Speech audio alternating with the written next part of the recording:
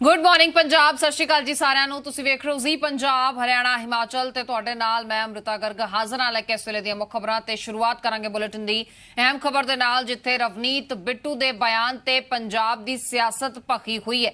ਅਕਾਲੀ ਦਲ ਨੇ Punjab SC commission ਨੂੰ ਸ਼ਿਕਾਇਤ ਦਿੱਤੀ ਹੈ ਬਿੱਟੂ ਦੇ ਖਿਲਾਫ। ਤੁਹਾਨੂੰ ਦੱਸ ਦਈਏ SC/ST ਐਕਟ ਤਹਿਤ ਮਾਮਲਾ ਦਰਜ ਕਰਨ ਦੀ ਮੰਗ ਕੀਤੀ ਗਈ ਹੈ। ਸ਼੍ਰੋਮਣੀ ਅਕਾਲੀ ਦਲ ਬਹੁਜਨ ਸਮਾਜ ਪਾਰਟੀ ਗਠਜੋੜ ਨੂੰ ਲੈ ਕੇ ਰਵਨੀਤ ਬਿੱਟੂ ਨੇ ਬਿਆਨ ਦਿੱਤਾ ਸੀ। ਸੀਟਾਂ ਦੀ ਵੰਡ ਨੂੰ ਲੈ ਕੇ ਬਿਆਨ ਦਿੱਤਾ ਗਿਆ ਸੀ। ਖਾਸ ਤੌਰ ਤੇ ਪੰਥਕ ਸੀਟਾਂ ਨੂੰ ਲੈ ਕੇ ਦਿੱਤਾ ਗਿਆ ਬਿਆਨ ਰਵਨੀਤ ਬਿੱਟੂ ਦੀ ਘੇਰਾਬੰਦੀ ਦਾ ਕਾਰਨ ਬਣਿਆ ਹੋਇਆ।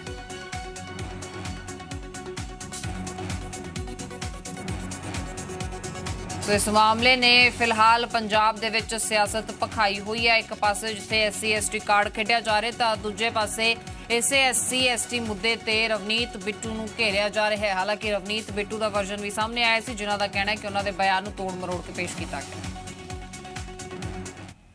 ਅਸੀਂ ਇਹ ਲਿਖ ਕੇ ਕੰਪਲੇਂਟ ਦੇ ਕੇ ਆਏ ਹਾਂ ਕਿ ਤੁਰੰਤ ਇਹਦਾ ਨੋਟਿਸ ਲੈ ਕੇ ਇਹਦੇ ਉੱਤੇ ਕਾਰਵਾਈ ਕੀਤੀ ਜਾਵੇ। ਭਾਰਤ ਦੇ ਜਿਹੜਾ SC/ST ਐਕਟ ਆ 1989 ਉਹਦੇ ਤਹਿਤ ਉਹਦੇ ਉੱਤੇ ਕਾਰਵਾਈ ਬਣਦੀ ਕੀਤੀ ਜਾਵੇ। ਸੋ ਉਹਨਾਂ ਨੇ ਫੀਲਿੰਗਸ ਨੂੰ ਹਰਟ ਕੀਤਾ, ਉਹਨਾਂ ਦੇ ਉੱਤੇ FIR ਦਰਜ ਹੋਣੀ ਚਾਹੀਦੀ ਆ SC/ST ਐਕਟ ਲਾ ਕੇ ਤੇ ਗ੍ਰਿਫਤਾਰੀ ਹੋਣੀ ਚਾਹੀਦੀ ਹੈ।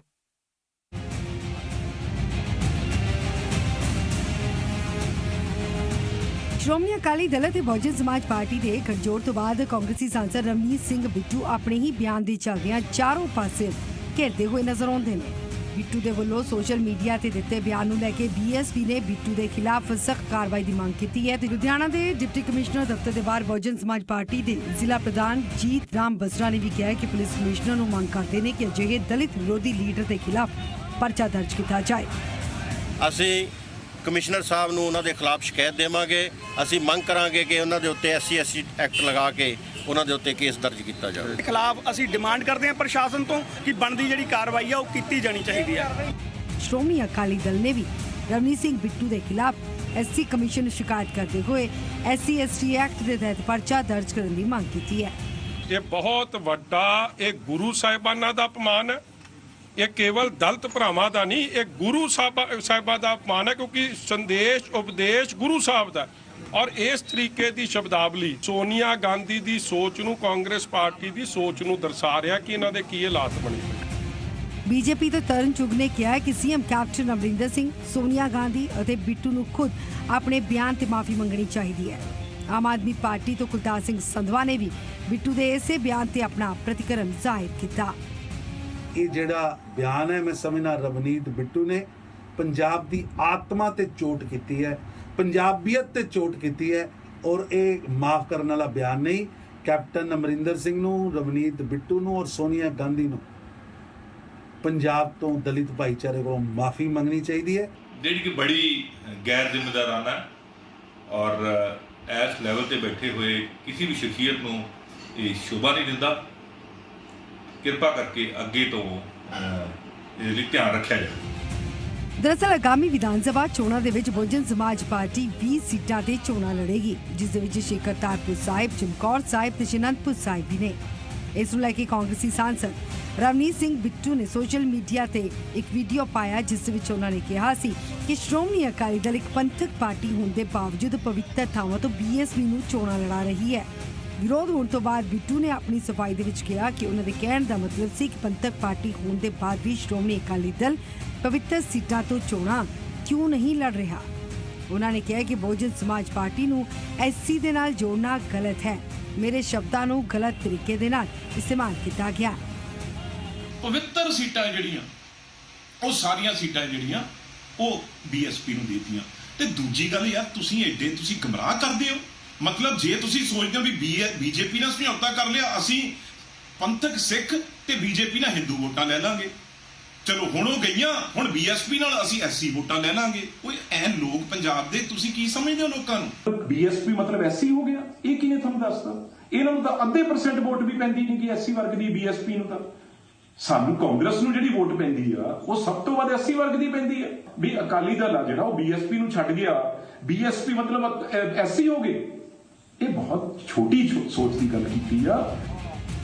ਦੱਸ ਦਈਏ ਕਿ ਸ਼੍ਰੋਮਣੀ ਅਕਾਲੀ ਦਲ ਤੋਂ ਪ੍ਰੋਫੈਸਰ ਪ੍ਰੇਮ ਸਿੰਘ ਚੰਦੂਮਾਜਰਾ ਨੇ ਵੀ ਮੋਹਾਲੀ ਤੋਂ ਉਹਨਾਂ ਨੂੰ ਸੀਟ ਨਹੀਂ ਦਿੱਤੇ ਜਾਣ ਤੇ ਨਾਰਾਜ਼ਗੀ ਜ਼ਾਹਿਰ ਕੀਤੀ ਹੈ।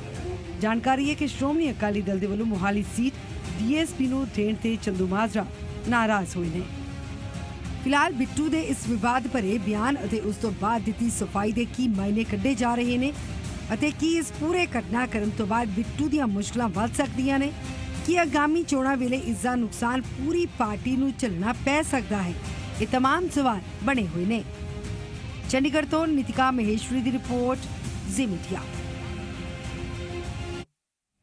ਸੋ ਸਾਂਸਦ ਰਵਨੀਤ ਬਿੱਟੂ ਦੇ ਪੰਜਾਬ ਦੇ ਵਿੱਚ ਬਹੁਜਨ ਸਮਾਜ ਪਾਰਟੀ ਦੇ ਪਵਿੱਤਰ ਥਾਵਾਂ ਤੋਂ ਜਾਂ ਫਿਰ ਇਹ ਕਹਿ ਲਈਏ ਪੰਥਕ ਸੀਟਾਂ ਤੋਂ ਚੋਣ ਲੜਨ ਬਾਰੇ ਜੋ ਬਿਆਨ ਦਿੱਤੇ ਉਸ ਨੂੰ ਲੈ ਕੇ ਵਿਰੋਧੀ ਲਗਾਤਾਰ ਘੇਰਾਬੰਦੀ ਕਰ ਰਹੇ ਨੇ। ਇਸੇ ਲੜੀ ਦੇ ਵਿੱਚ ਸਾਬਕਾ ਕੇਂਦਰੀ ਮੰਤਰੀ ਹਰਸਿਮਰਤ ਕੌਰ ਬਾਦਲ ਨੇ ਵੀ ਟਵੀਟ ਕੀਤਾ। ਟਵੀਟ ਕਰਦਿਆਂ ਉਹਨਾਂ ਨੇ ਲਿਖਿਆ ਕਿ ਕਾਂਗਰਸੀ ਸਾਂਸਦ ਰਵਨੀਤ ਬਿੱਟੂ ਅਜਿਹੀਆਂ ਜਾਤੀਵਾਦੀ ਟਿੱਪਣੀਆਂ ਕਰਕੇ ਸਾਡੇ ਸੱਭਿਆਚਾਰ ਅਤੇ ਸੰਵਿਧਾਨ ਦੇ ਵਿਰੁੱਧ ਗਏ ਨੇ। ਜੋ ਬਰਾਬਰੀ ਦੀ ਵਕਾਲਤ ਕਰਦਾ ਹੈ ਉਹਨਾਂ ਨੇ ਉਸੇ ਧਰਮ ਦੇ ਤੱਤ ਨੂੰ ਸ਼ਰਮਸਾਰ ਕੀਤਾ ਹੈ। ਬਿੱਟੂ ਦਾ ਕਹਿਣਾ ਹੈ ਕਿ ਜੋ ਹਰਸਿਮਰਤ ਕੌਰ ਬਾਦਲ ਦੱਸਦੇ ਨੇ ਕਿ ਬਿੱਟੂ ਨੇ ਕਿਹਾ ਕਿ ਅਨੁਸੂਚਿਤ ਜਾਤੀਆਂ ਨੂੰ ਪਵਿੱਤਰ ਸੀਟਾਂ ਤੇ ਖੜਾ ਨਹੀਂ ਕੀਤਾ ਜਾ ਸਕਦਾ, ਜਿਸ ਤੋਂ ਭਾਵ ਉਹਨਾਂ ਨੇ ਕੱਢਿਆ ਕਿ ਦਲਿਤ ਅਪਵਿੱਤਰ ਨੇ। ਨਾਲ ਉਹਨਾਂ ਨੇ ਪ੍ਰਸ਼ਨ ਚਿੰਨ੍ਹ ਦੇ ਨਾਲ ਇਸ ਵਾਕ ਨੂੰ ਵਿਰਾਮ ਦਿੱਤਾ ਤੇ ਉਸ ਤੋਂ ਬਾਅਦ ਅੱਗੇ ਕਹਿੰਦੇ ਨੇ ਕਿ ਰਾਹੁਲ ਗਾਂਧੀ ਤੇ ਪੰਜਾਬ ਕਾਂਗਰਸ ਦੇ ਆਗੂਆਂ ਦੀ ਵੀ ਇਸ ਤੇ ਚੁੱਪੀ ਉਹਨਾਂ ਦੀ ਦਲਿਤ ਵਿਰੋਧੀ ਮਾਨਸਿਕਤਾ ਬਾਰੇ ਦੱਸਦੀ ਹੈ। ਉਧਰ ਲੁਧਿਆਣਾ ਦੇ ਡਿਪਟੀ ਕਮਿਸ਼ਨਰ ਦਫ਼ਤਰ ਦੇ ਬਾਹਰ ਬਹੁਜਨ ਸਮਾਜ ਪਾਰਟੀ ਵੱਲੋਂ ਬਿੱਟੂ ਦੇ ਖਿਲਾਫ ਪ੍ਰਦਰਸ਼ਨ ਕੀਤਾ ਗਿਆ ਤੇ ਬਿੱਟੂ ਵੱਲੋਂ ਕੀਤੀ ਗਈ ਟਿੱਪਣੀ ਦੇ ਖਿਲਾਫ ਪਾਰਟੀ ਵਰਕਰਾਂ ਨੇ ਸੰਸਦ ਦਾ ਪੁਤਲਾ ਤੱਕ ਸਾੜਿਆ। ਇਸ ਦੌਰਾਨ ਪਾਰਟੀ ਨੇ ਮੰਗ ਕੀਤੀ ਹੈ ਕਿ ਉਹ ਜਿਹੇ ਦਲਿਤ ਵਿਰੋਧੀ ਲੀਡਰ ਤੇ ਪਰਚਾ ਦਰਜ ਕੀਤਾ ਜਾਣਾ ਚਾਹੀਦਾ ਹੈ। ਜੇ ਕੋਈ ਕਾਰਵਾਈ ਨਾ ਹੋਈ ਤਾਂ ਪ੍ਰਦਰਸ਼ਨ ਹੋਰ ਤਿੱਖਾ ਕਰਨ ਦੀ ਵੀ ਉਹਨਾਂ ਨੇ ਚੇਤਾਵਨੀ ਦਿੱਤੀ ਹੈ। ਤੇ ਉਧਰ ਮੁੱਖ ਮੰਤਰੀ ਪੰਜਾਬ ਕੈਪਟਨ ਅਮਰਿੰਦਰ ਸਿੰਘ ਦੇ ਸਖਤ ਨੋਟਿਸ ਤੋਂ ਬਾਅਦ ਸੀਐਮ ਰਿਹਾਇਸ਼ ਦਾ ਘਿਰਾਅ ਕਰਨ ਗਏ ਸੁਖਬੀਰ ਸਿੰਘ ਬਾਦਲ ਸਮੇਤ 20 ਆਗੂਆਂ ਦੇ ਖਿਲਾਫ ਮੋਹਾਲੀ ਵਿਖੇ ਪਰਚਾ ਦਰਜ ਕੀਤਾ ਗਿਆ। ਤੁਹਾਨੂੰ ਦੱਸ ਦਈਏ ਅਕਾਲੀ ਦਲ ਦੇ ਕਈ ਸਾਬਕਾ ਮੰਤਰੀਆਂ ਨੇ ਵਿਧਾਇਕਾਂ ਦੇ ਖਿਲਾਫ ਆਪਦਾ ਪ੍ਰਬੰਧਨ ਐਕਟ ਤਹਿਤ ਇਹ ਪਰਚੇ ਕੀਤੇ ਗਏ ਨੇ।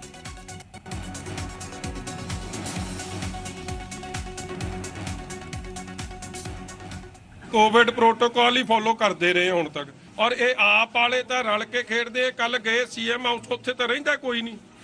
ਇਹਨਾਂ ਨੂੰ ਕਮਲਿਆਂ ਨੂੰ ਪਤਾ ਨਹੀਂ ਕਿ ਉੱਥੇ ਰਹਿ ਰਿਹਾ ਕਿ ਨਹੀਂ ਰਹਿ ਰਿਹਾ। ਇਹ ਡਰਾਮਾ ਕਰਨ ਵਾਲੇ ਡਰਾਮਾ ਕਰਨ। ਸਾਡਾ ਲੋਕਾਂ ਦੀ ਲੜਾਈ ਆ, ਕਾਰਵਾਈ ਹੋਣੀ ਚਾਹੀਦੀ। ਜਿਨ੍ਹਾਂ ਨੇ ਵੈਕਸੀਨਾਂ ਤੇ ਮੁਨਾਫਾ ਕਮਾਇਆ, ਜਿਨ੍ਹਾਂ ਨੇ ਪੀਪੀ ਕਿੱਟਾਂ ਤੇ ਮੁਨਾਫਾ ਕਮਾਇਆ। ਅੱਜ ਇੱਥੇ ਪੰਜਾਬ 'ਚ ਓਫੀਸ਼ੀਅਲ ਫਿਗਰ 16,000 ਮੌਤਾਂ ਦਾ, ਅਸਲ 'ਚ ਇਹ ਅਸਲ ਫਿਗਰ ਇੱਥੇ ਲੱਖ ਦੇ ਨੇੜੇ ਤੇੜੇ ਆ। ਸੋ ਲਗਾਤਾਰ ਇੱਕ ਪਾਸੇ ਜਿੱਥੇ ਘੇਰਾਬੰਦੀ ਜਾਰੀ ਹੈ ਤਾਂ ਉੱਥੇ ਦੂਜੇ ਪਾਸੇ ਸਰਕਾਰੀ ਕਾਰਵਾਈ ਵੀ ਲਗਾਤਾਰ ਹੋ ਰਹੀ ਹੈ। ਗੱਲ ਕਰਾਂਗੇ ਸ਼੍ਰੋਮਣੀ ਅਕਾਲੀ ਦਲ ਨੂੰ ਲੈ ਕੇ ਵੱਡੀ ਖਬਰ ਜੋ ਸਾਹਮਣੇ ਆਈ ਹੈ ਉਸ ਦੀ। ਸ਼੍ਰੋਮਣੀ ਅਕਾਲੀ ਦਲ ਦੇ ਧਰਨੇ ਦੇ ਵਿੱਚ ਅਕਾਲੀ ਆਗੂ ਪ੍ਰੇਮ ਸਿੰਘ ਚੰਦੂਮਾਜਰਾ ਪਹੁੰਚੇ ਨਹੀਂ। ਬੀਤੇ ਰੋਜ਼ ਨਾਰਾਜ਼ਗੀ ਦੀਆਂ ਖਬਰਾਂ ਵੀ ਉਹਨਾਂ ਦੀਆਂ ਸਾਹਮਣੇ ਆ ਰਹੀਆਂ ਨੇ। ਅਕਾਲੀ ਦਲ ਵੱਲੋਂ ਮੋਹਾਲੀ ਸੀਟ ਤੇ ਬੀਐਸਪੀ ਯਾਨੀ ਕਿ ਬਹੁਜਨ ਸਮਾਜ ਪਾਰਟੀ ਨੂੰ ਦੇਣ ਤੇ ਇਲਜ਼ਾਮ ਲੱਗੇ ਨੇ, ਜਿਸ ਤੋਂ ਬਾਅਦ ਚੰਦੂਮਾਜਰਾ ਕਾਫੀ ਨਾਰਾਜ਼ ਨਜ਼ਰ ਆਏ ਨੇ।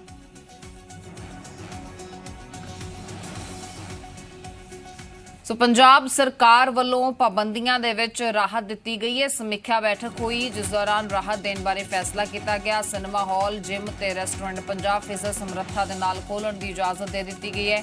ਵਿਆਹ ਤੇ ਸੰਸਕਾਰ ਦੌਰਾਨ 50 ਲੋਕਾਂ ਦੇ ਸ਼ਾਮਲ ਹੋਣ ਨੂੰ ਮਨਜ਼ੂਰੀ ਦਿੱਤੀ ਗਈ ਹੈ।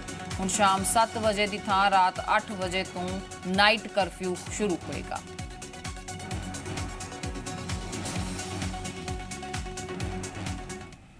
ਤੇ ਉਧਰ ਤੀਜੇ ਗੇੜ ਦੀ ਵੈਕਸੀਨੇਸ਼ਨ ਦੀਆਂ ਤਰਜੀਹਾਂ ਦਾ ਵੀ ਵਿਸਥਾਰ ਕੀਤਾ ਗਿਆ। ਤੁਹਾਨੂੰ ਦੱਸ ਦਈਏ 21 ਜੂਨ ਤੋਂ ਬਾਅਦ ਟੀਚਿੰਗ ਤੇ ਨਾਨ ਟੀਚਿੰਗ ਸਟਾਫ ਦਾ ਵੈਕਸੀਨੇਸ਼ਨ ਹੋਏਗਾ। ਸਕੂਲ ਕਾਲਜ ਦੇ ਵਿੱਚ ਪੜ੍ਹਨ ਵਾਲੇ 18 ਤੋਂ 45 ਸਾਲ ਦੇ ਜੋ ਵਿਦਿਆਰਥੀ ਨੇ ਉਹਨਾਂ ਦਾ ਵੀ ਵੈਕਸੀਨੇਸ਼ਨ ਹੋਏਗਾ। ਮਾਹਰਾਂ ਦੇ ਪੈਨਲ ਨੂੰ ਨਵੇਂ ਕੋਵਿਡ ਵੇਰੀਐਂਟ ਤੇ ਵੈਕਸੀਨ ਦੇ ਪ੍ਰਭਾਵ ਬਾਰੇ ਮੰਥਨ ਕਰਨ ਦੇ ਹੁਕਮ ਦੇ ਦਿੱਤੇ ਗਏ ਨੇ। ਤੀਜੀ ਲਹਿਰ ਦੇ ਨਾਲ ਨਜਿੱਠਣ ਦੇ ਲਈ ਇਹ ਤਿਆਰੀਆਂ ਲਗਾਤਾਰ ਤੇਜ਼ ਕੀਤੀਆਂ ਜਾ ਰਹੀਆਂ ਨੇ। ਵੈਕਸੀਨ ਤੇ ਫਤਿਹ ਕਿੱਟ ਖਰੀਦ ਮਾਮਲੇ ਦੇ ਵਿੱਚ ਘੁਟਾਲੇ ਦੇ ਇਲਜ਼ਾਮ ਲੱਗ ਰਹੇ ਨੇ ਤੇ ਸੀਐਮ ਦਾ ਜਵਾਬ ਆਇਆ। ਮੁੱਖ ਮੰਤਰੀ ਨੇ ਵਿਰੋਧੀਆਂ ਦੇ ਨਾਲ ਇਲਜ਼ਾਮਾਂ ਨੂੰ ਸਿਆਸਤ ਤੋਂ ਪ੍ਰੇਰਿਤ ਕਰਾਰ ਦਿੱਤਾ ਕਿ ਮਹਾਮਾਰੀ ਤੋਂ ਮੁਨਾਫਾ ਲੈਣ ਦਾ ਸਵਾਲ ਹੀ ਪੈਦਾ ਨਹੀਂ ਹੁੰਦਾ। ਲੋਕਾਂ ਦੀ ਭਲਾਈ ਦੇ ਲਈ ਫੈਸਲੇ ਲਏ ਜਾ ਰਹੇ ਨੇ। ਸ਼੍ਰੋਮਣੀ ਅਕਾਲੀ ਦਲ ਤੇ ਆਮ ਆਦਮੀ ਪਾਰਟੀ ਦੇ ਬਿਆਨਾਂ ਨੂੰ ਉਹਨਾਂ ਨੇ ਸੂਬੇ ਦੇ ਕੋਵਿਡ ਖਿਲਾਫ ਜੰਗ ਨੂੰ ਕਮਜ਼ੋਰ ਕਰਨ ਵਾਲਾ ਦੱਸਿਆ।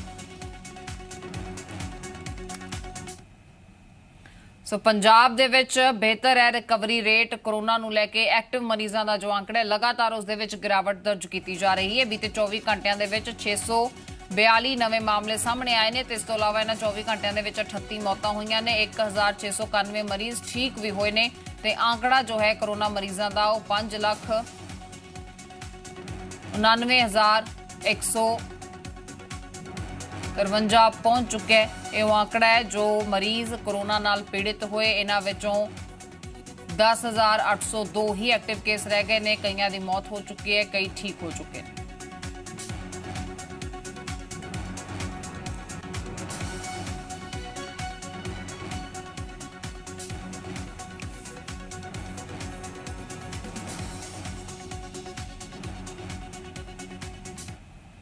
ਤੇ ਉਧਰ ਪੱਟੀ ਤੋਂ ਕਾਂਗਰਸੀ ਵਿਧਾਇਕ ਹਰਮਿੰਦਰ ਸਿੰਘ ਗਿੱਲ ਦਾ ਵੱਡਾ ਬਿਆਨ ਸਾਹਮਣੇ ਆਇਆ। ਕਿਹਾ ਹਲਕੇ ਦੇ ਵਿੱਚ ਜੇਕਰ 100 ਲਾਇਸੈਂਸੀ ਹਥਿਆਰ ਨੇ ਤਾਂ 1000 ਨਾਜਾਇਜ਼ ਹਥਿਆਰ ਨੇ।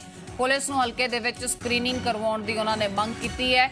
ਵੱਧ ਰਹੀਆਂ ਵਾਰਦਾਤਾਂ ਤੇ ਹਥਿਆਰਾਂ ਦੇ ਸ਼ੌਕ ਪਿੱਛੇ ਪੰਜਾਬੀ ਲੱਚਰ ਗਾਇਕੀ ਨੂੰ ਉਹਨਾਂ ਨੇ ਜ਼ਿੰਮੇਵਾਰ ਦੱਸਿਆ ਤੇ ਪੰਜਾਬ ਦੇ ਮੁੱਖ ਮੰਤਰੀ ਅਤੇ ਡੀਜੀਪੀ ਦੇ ਨਾਲ ਇਸ ਬਾਰੇ ਗੱਲਬਾਤ ਕਰਨ ਦੀ ਵੀ ਉਹਨਾਂ ਨੇ ਪੇਸ਼ਕਸ਼ ਕੀਤੀ ਹੈ।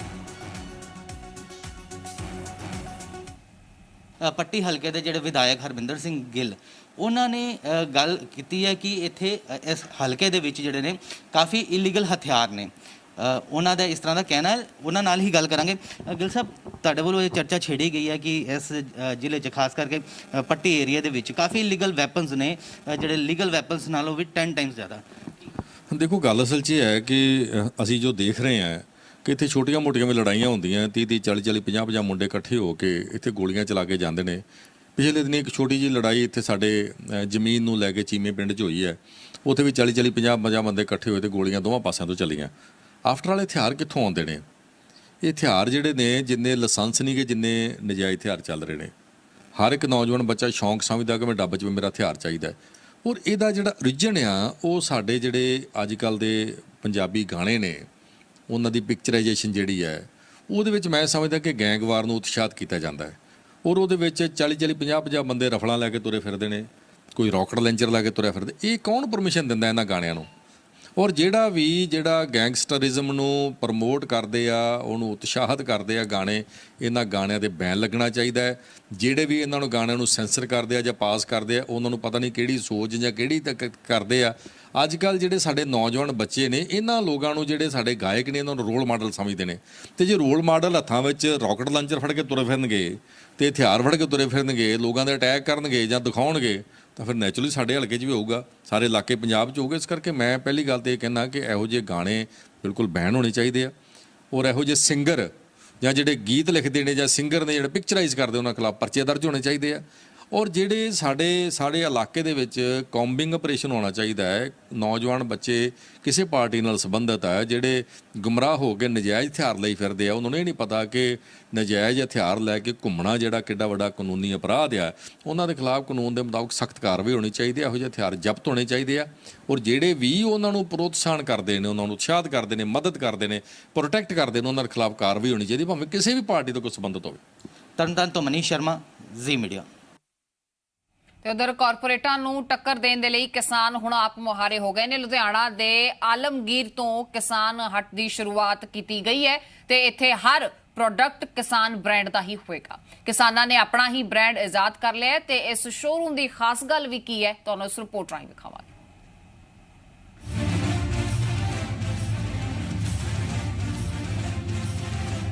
ਇੱਕ ਪਾਸੇ ਜਿੱਥੇ ਦਿੱਲੀ ਦੇ ਵਿੱਚ ਕਿਸਾਨਾਂ ਵੱਲੋਂ ਆਪਣੀਆਂ ਹੱਕੀ ਮੰਗਾਂ ਲਈ ਅੰਦੋਲਨ ਲੰਮੇ ਸਮੇਂ ਤੋਂ ਚਲਾਇਆ ਜਾ ਰਿਹਾ ਹੈ, ਉੱਥੇ ਹੀ ਕਾਰਪੋਰੇਟ ਘਰਾਣਿਆਂ ਨੂੰ ਟੱਕਰ ਦੇਣ ਦੇ ਲਈ ਹੁਣ ਕਿਸਾਨਾਂ ਨੇ ਆਪਣੀਆਂ ਦੁਕਾਨਾਂ ਖੋਲ੍ਹਣ ਦਾ ਫੈਸਲਾ ਕੀਤਾ ਹੈ ਅਤੇ ਹੁਣ ਕਿਸਾਨ ਬਿਜ਼ਨਸਮੈਨ ਬਣਨਗੇ। ਇਸ ਦੀ ਸ਼ੁਰੂਆਤ ਲੁਧਿਆਣਾ ਦੇ ਆਲਮਗੀਰ ਤੋਂ ਹੋਈ, ਜਿੱਥੇ ਕਿਸਾਨ ਹੱਟ 13/13 ਦੀ ਸ਼ੁਰੂਆਤ ਕੀਤੀ ਗਈ।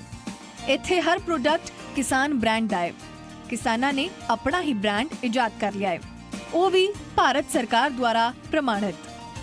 ਇਸ ਸ਼ੋਰੂਮ ਦੀ ਖਾਸ ਗੱਲ ਇਹ ਹੈ ਕਿ ਸਾਰਾ ਸਾਮਾਨ ਬਾਜ਼ਾਰ ਨਾਲੋਂ ਸਸਤਾ ਅਤੇ ਆਰਗੈਨਿਕ ਢੰਗ ਨਾਲ ਮਿਲਦਾ ਹੈ ਅਤੇ ਇਸ ਦੇ ਚਰਚੇ ਹੁਣ ਦੂਰ-ਦੂਰ ਤੱਕ ਹੋਣ ਲੱਗੇ ਨੇ। ਵੱਖ-ਵੱਖ ਜ਼ਿਲ੍ਹਿਆਂ ਤੋਂ ਵੀ ਲੋਕ ਇੱਥੇ ਸਾਮਾਨ ਖਰੀਦ ਰਹੇ ਨੇ ਅਤੇ ਕਿਸਾਨਾਂ ਦਾ ਟੀਚਾ ਹੈ ਕਿ ਪੂਰੇ ਪੰਜਾਬ ਭਰ ਵਿੱਚ 5000 ਅਜਿਹੇ ਕਿਸਾਨ ਹੱਟ ਬਣਾਏ ਜਾਣ, ਜਿਸ ਤੋਂ ਬਾਅਦ ਦੇਸ਼ ਦੇ ਹੋਰਨਾਂ ਹਿੱਸਿਆਂ ਵਿੱਚ ਵੀ ਇਸ ਦੀ ਸ਼ੁਰੂਆਤ ਕੀਤੀ ਜਾਵੇਗੀ। ਇਹਦਾ ਮੁੱਖ ਕਾਰਨ ਤੇ ਉਹੀ ਹੈ ਕਿ ਆਪਾਂ ਨੂੰ ਕਿਸਾਨਾਂ ਨੂੰ ਸਪੋਰਟ ਕਰਨਾ ਚਾਹੀਦਾ ਹੈ ਤੇ ਜਿੱਦਾਂ ਕਿ ਕਿਸਾਨ ਅੰਦੋਲਨ ਚੱਲ ਰਿਹਾ ਹੈ ਤੇ ਕਿਸਾਨਾਂ ਨੂੰ ਉਹਨਾਂ ਦੇ ਵਾਜਿਬ ਰੇਟ ਨਹੀਂ ਮਿਲਦੇ ਹੈਗੇ ਤੇ ਇਸ ਸਭ ਦੇ ਚੱਲਦੇ ਹੋਏ ਇਹਨਾਂ ਨੇ ਇੱਕ ਉਪਰਾਲਾ ਕੀਤਾ ਹੈ ਕਿਸਾਨ ਹੱਟ ਦਾ। ਤੇ ਇਹਦੇ ਨਾਲ ਇਹ ਵੀ ਜਿਹੜੇ ਲੋਕ ਇਹਨੂੰ ਲੈ ਰਹੇ ਆ ਉਹਨਾਂ ਨੂੰ ਵੀ ਫਾਇਦਾ ਹੈ ਤੇ ਕਿਸਾਨ ਜਿਹੜੇ ਵੇਚ ਰਹੇ ਉਹਨਾਂ ਨੂੰ ਵੀ ਫਾਇਦਾ ਹੈ, ਪ੍ਰੋਪਰ ਮਾਰਜਿਨ ਹੈ ਤੇ ਜਿਹੜੇ ਵੱਡੇ ਕਾਰਪੋਰੇਟ ਆ ਉਹਨਾਂ ਵਾਸਤੇ ਮਤਲਬ ਕਿ ਉਹਨਾਂ ਨੂੰ ਥੋੜਾ ਬਹੁਤਾ ਆਪਾਂ ਇਹਨਾਂ ਨੂੰ ਠੱਲ ਪਾਵਾਂਗੇ ਇਹਨਾਂ ਕਰਕੇ। ਉਹਦੇ ਵਿੱਚੋਂ ਮੈਂ ਸੋਚਿਆ ਵੀ ਯਾਰ ਲੜਾਈ ਜਿਹੜੀ ਆ ਉਹ ਕਿਤੇ ਹੋਰ ਆ ਤੇ ਲੜੀ ਕਿਤੇ ਹੋਰ ਜਾਂਦੀ ਆ, ਵੀ ਜੇਕਰ ਇਹ ਸਾਡੀਆਂ ਜ਼ਮੀਨਾਂ ਨੱਪਣ ਆ ਗਏ ਆਪਾਂ ਫਿਰ ਦੁਕਾਨਾਂ ਹੀ ਖੜੀਆਂ ਕਰ ਦਈਏ। ਤਾਂ ਇਹਦੇ ਵਿੱਚੋਂ ਫਿਰ ਇੱਕ ਵੀਡੀਓ ਵਾਇਰਲ ਹੋਈ, ਇੱਕ ਵੀਰ ਨੇ ਕੀਤੀ ਤੇ ਉਹ 4 ਮਿਲੀਅਨ ਵਿੱਚ ਗਈ ਸੀ ਤੇ ਲੋਕਾਂ ਨੇ ਕਿਹਾ ਜੀ ਕਰੋ। ਹੁਣ ਮੈਨੂੰ ਮੈਸੇਜ ਆ ਗਏ, ਮੈਂ ਤਾਂ ਦਿਨ ਰਾਤ ਹੁਣ ਗੱਲ ਇਹ ਹੁੰਦੀ ਨਾ ਬਿੱਲੀ ਦੇ ਗੱਲ ਟੱਲੀ ਬੰਨੇ ਕੌਣ। ਫਿਰ ਉਹ ਸ਼ੁਰੂਆਤ ਕੀਤੀ। ਫਿਰ ਦੂਜਾ ਸਵਾਲ ਸੀ ਵੀ ਤੁਹਾਡਾ ਸਮਾਨ ਬਣਦਾ ਕਿੱਥੇ ਆ, ਤੁਸੀਂ ਕਾਰਪੋਰੇਟ ਤੋਂ ਹੀ ਲੈਂਦੇ ਹੋਵੋਗੇ। ਉਹ ਆ ਗਿਆ ਵਿੱਚ। ਫਿਰ ਅਸੀਂ ਫੈਕਟਰੀ ਲਾਈ, 13 ਅਪ੍ਰੈਲ ਨੂੰ ਉਹਦਾ ਮਹੂਰਤ ਕੀਤਾ ਤੇ ਇਸ ਵੇਲੇ ਜਿਹੜਾ ਪੰਜਾਬ ਦਾ ਅਸੀਂ ਪੂਰਾ ਸਿਸਟਮ ਤਿਆਰ ਕਰ ਰਹੇ ਹਾਂ। ਕਿਸਾਨ ਹੱਟ ਦੇ ਮੁੱਖ ਪ੍ਰਬੰਧਕਾਂ ਨੇ ਇੱਥੇ ਦੱਸਿਆ ਹੈ ਕਿ ਇਸ ਦਾ ਮੁੱਖ ਮਹੱਤਵ ਕਾਰਪੋਰੇਟ ਘਰਾਣਿਆਂ ਨੂੰ ਮਾਤ ਦੇਣਾ ਹੈ, ਕਿਉਂਕਿ ਧਰਨੇ ਲਾ ਕੇ ਮਸਲੇ ਦਾ ਹੱਲ ਨਹੀਂ ਹੋਵੇਗਾ। ਜੇਕਰ ਕਾਰਪੋਰੇਟਾਂ ਨੂੰ ਮਾਤ ਪਾਉਣੀ ਹੈ ਤਾਂ ਉਹਨਾਂ ਦੇ ਤਰੀਕੇ ਨਾਲ ਉਹਨਾਂ ਨੂੰ ਹਰਾਉਣਾ ਪਵੇਗਾ। ਇਸ ਕਰਕੇ ਕਿਸਾਨਾਂ ਨੇ ਆਪਣੇ ਹੀ ਪ੍ਰੋਡਕਟ ਦੇ ਬ੍ਰਾਂਡ ਬਣਾ ਲਏ ਨੇ ਅਤੇ ਉਹਨਾਂ ਨੇ ਕਿਹਾ ਹੈ ਕਿ ਹਰ ਘਰੇਲੂ ਵਰਤੋਂ ਦਾ ਸਾਮਾਨ ਉਹਨਾਂ ਕੋਲੋਂ ਉਪਲਬਧ ਹੈ ਅਤੇ ਉਹ ਵੀ ਬਾਜ਼ਾਰ ਨਾਲੋਂ ਸਸਤੀਆਂ ਕੀਮਤਾਂ ਤੇ। ਕਿਸਾਨਾਂ ਦਾ ਕਹਿਣਾ ਹੈ ਕਿ ਵੱਧ ਚੜ ਕੇ ਲੋਕ ਇਸ ਦੀ ਖਰੀਦਦਾਰੀ ਕਰ ਰਹੇ ਨੇ ਅਤੇ ਲੋਕਾਂ ਨੂੰ ਇਹ ਕਾਫੀ ਪਸੰਦ ਵੀ ਆ ਰਿਹਾ ਹੈ।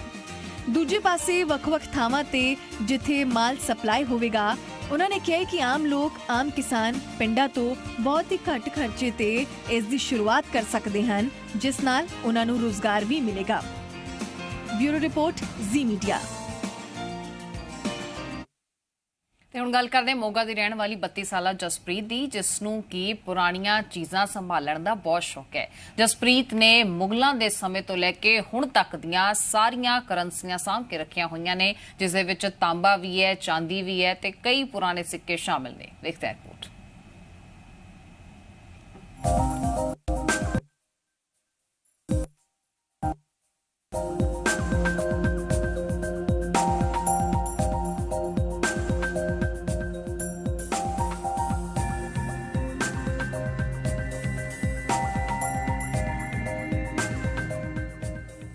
ਕਹਿੰਦੇ ਨੇ ਕਿ ਸਮੇਂ ਦੇ ਨਾਲ-ਨਾਲ ਹਰ ਚੀਜ਼ ਬਦਲਦੀ ਹੈ, ਪਰ ਆਪਣੇ ਪੁਰਾਣੇ ਵਿਰਸੇ ਦੀ ਸਾਂਭ ਸੰਭਾਲ ਕਰਨੀ ਬਹੁਤ ਹੀ ਜ਼ਰੂਰੀ ਹੈ ਤੇ ਮੋਗਾ ਦੀ ਰਹਿਣ ਵਾਲੀ ਜਸਪ੍ਰੀਤ ਕੌਰ ਨੇ ਵੀ ਆਪਣੇ ਵਿਰਸੇ ਦੀ ਸਾਂਭ ਸੰਭਾਲ ਕਰਨ ਦੇ ਵਿੱਚ ਅਹਿਮ ਰੋਲ ਅਦਾ ਕੀਤਾ ਹੈ। ਜਸਪ੍ਰੀਤ ਨੇ ਮੁਗਲਾਂ ਦੇ ਜ਼ਮਾਨੇ ਦੀ ਸਾਰੀ ਕਰੰਸੀ, ਸਿਆਹੀਦਾਨ, ਪੁਰਾਣੇ ਰੇਡੀਓ, ਕੈਮਰੇ ਤੇ ਲਾਲਟੈਨ ਸੰਭਾਲ ਕੇ ਰੱਖੇ ਹੋਏ ਨੇ। ਜਸਪ੍ਰੀਤ ਦਾ ਕਹਿਣਾ ਹੈ ਕਿ ਸਮੇਂ ਦੇ ਨਾਲ-ਨਾਲ ਅੱਜ ਦੇ ਬੱਚੇ ਪੁਰਾਣੇ ਵਿਰਸੇ ਨੂੰ ਭੁੱਲਦੇ ਜਾ ਰਹੇ ਨੇ, ਜਿਸ ਕਾਰਨ ਪੁਰਾਣੇ ਵਿਰਸੇ ਦੀ ਸਾਂਭ ਸੰਭਾਲ ਕਰਨੀ ਬਹੁਤ ਹੀ ਜ਼ਰੂਰੀ ਹੈ। ਸੋ ਕੁਛ ਚੀਜ਼ਾਂ ਨਾ ਸਾਨੂੰ ਸਾਡਾ ਆਲਾ ਦੁਆਲਾ ਹੀ ਸਿਖਾ ਦਿੰਦਾ। ਸੋ ਮੈਨੂੰ ਸ਼ੁਰੂ ਤੋਂ ਹੀ ਲਗਾਵ ਸਾਡੇ ਪਰਿਵਾਰ ਵਿੱਚ ਵੀ ਮੇਰੇ ਫਾਦਰ ਸਾਹਿਬ ਨੂੰ ਸ਼ੌਂਕ ਸੀਗਾ ਤੇ ਇਸ ਲਈ ਮੈਨੂੰ ਵੀ ਇਹ ਸ਼ੌਂਕ ਜਿਹੜਾ ਆ ਉਹ ਪੈਦਾ ਹੋਇਆ ਤੇ ਮੇਰੀ ਫਿਕਰ ਜਿਹੜੀ ਉਹ ਥੋੜੀ ਜਿਹੀ ਤਾਂ ਵੱਧ ਗਈ ਕਿਉਂਕਿ ਮੈਨੂੰ ਇਹ ਲੱਗਾ ਕਿ ਅਸੀਂ ਨਾ ਸਿਰਫ ਉਹ ਭੁੱਲਦੇ ਜਾ ਰਹੇ ਹਾਂ ਬਲਕਿ ਸਮੇਂ ਦੇ ਨਾਲ ਅਸੀਂ ਉਹਨੂੰ ਟੋਟਲੀ ਵਿਸਾਰ ਦਿੱਤਾ ਆ। ਸੋ ਮੇਰੀ ਇਹ ਕੋਸ਼ਿਸ਼ ਹੈ ਕਿ ਐਟਲੀਸਟ ਉਹਨਾਂ ਨੂੰ ਜੋੜ ਕੇ ਰੱਖਿਆ ਜਾਵੇ ਕਿਉਂਕਿ ਜਿਹੜੀਆਂ ਕੌਮਾਂ ਆਪਣੀ ਭਾਸ਼ਾ, ਆਪਣੀ ਵਿਰਾਸਤ ਨੂੰ ਪਿੱਛੇ ਛੱਡਦੀਆਂ ਉਹ ਬਹੁਤੀ ਦੇਰ ਤੱਕ ਜਿੰਦਾ ਨਹੀਂ ਰਹਿ ਸਕਦੀਆਂ। ਜਿੰਨਾ ਮੈਂ ਕਹਿੰਦੀ ਪੰਜਾਬ ਦਾ ਵਿਰਸਾ ਅਮੀਰ ਆ, ਸ਼ਾਇਦ ਹੀ ਕੋਈ ਇੰਨੀ ਵਿਰਾਸਤ ਅਮੀਰ ਹੋਵੇ। ਜਸਪ੍ਰੀਤ ਨੇ ਦੱਸਿਆ ਕਿ ਉਸਨੇ ਮੁਗਲਾਂ ਦੇ ਪੁਰਾਣੇ ਜ਼ਮਾਨੇ ਦੇ ਸਿਆਹੀਦਾਨ, ਕਰੰਸੀ ਅਤੇ ਚਿਰਾਗਾਂ ਦੇ ਨਾਲ-ਨਾਲ ਪੰਜਾਬੀ ਸੱਭਿਆਚਾਰ ਦੇ ਨਾਲ ਜੁੜੀ ਹਰ ਚੀਜ਼ ਸੰਭਾਲ ਕੇ ਰੱਖੀ ਹੋਈ ਹੈ।